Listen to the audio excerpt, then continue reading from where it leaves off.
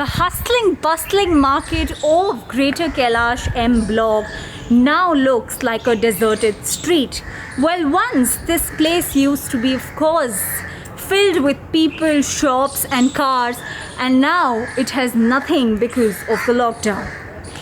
Extension of another 19 days of lockdown in India have brought various small enterprises and shops into despair. In fact, in M Block, in this shopping street right here, are many traders who are fearing their job losses and are yet planning to leave their shops in order to escape the rent. Well, I learned that a lot of shop owners and landlords are asking for rent from their tenants, and in absence of rents would like them to vacate the place. Well, in such tough conditions of lockdown, what will a owner or a shopkeeper do when he has no daily wage earning? This is the question of where small enterprises or micro shops come in, whose income, rent and any other extra miscellaneous expenses are totally dependent on the consumers.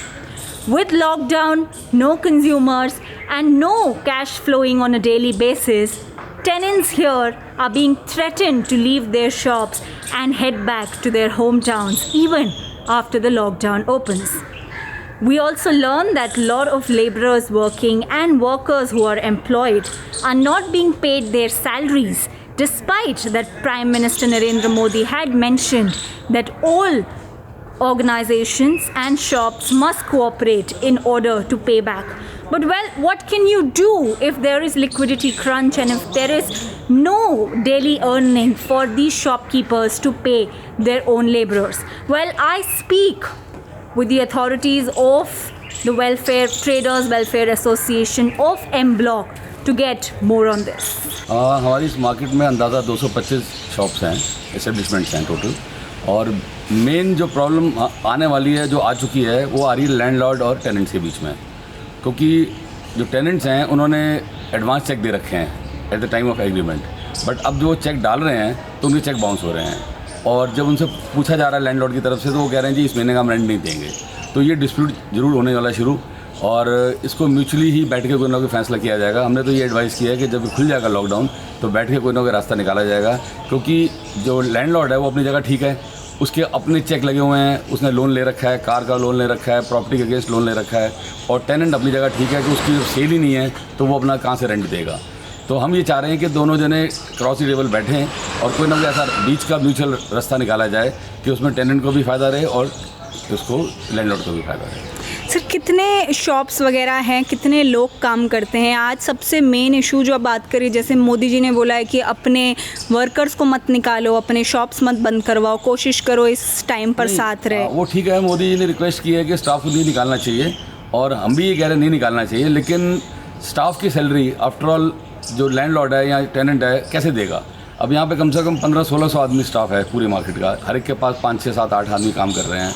तो लोगों ने, मेरी बात हुई है लोगों से, उन्होंने कुछ लोगों ने तो ये डिसाइड किया कि हम स्टाफ को हाफ मंथ की सैलरी देंगे, और उसमें स्टाफ मान भी गया। वो कह रहे हैं ठीक है हमारा खर्चा दे दो और 1-2 महीने की बात है तो हम आ जाएंगे।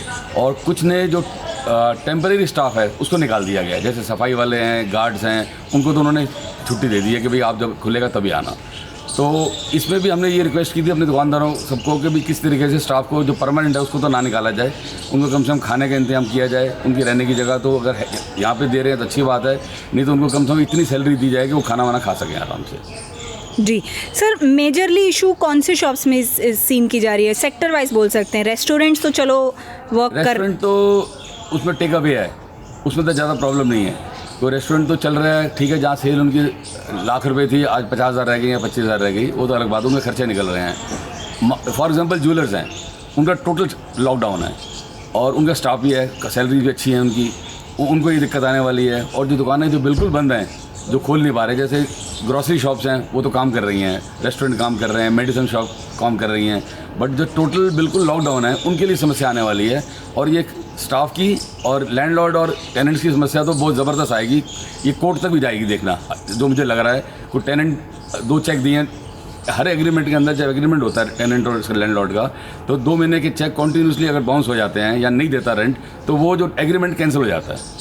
तो 1 महीने का तो कैंसिल हो ही गया एग्रीमेंट के हिसाब से, और दूसरा अगर एक और चेक बाउंस हो जाता है तो ऑटोमेटिकली कैंसिल हो जाएगा। कोर्ट भी कह देगी वकेट करने के लिए, और उसमें दिक्कत ये आने वाली है, कोर्ट कह देगी वकेट करने के लिए और नया टेनेंट आने को तैयार नहीं हो, तब भी नुकसान है लैंडलॉर्ड का।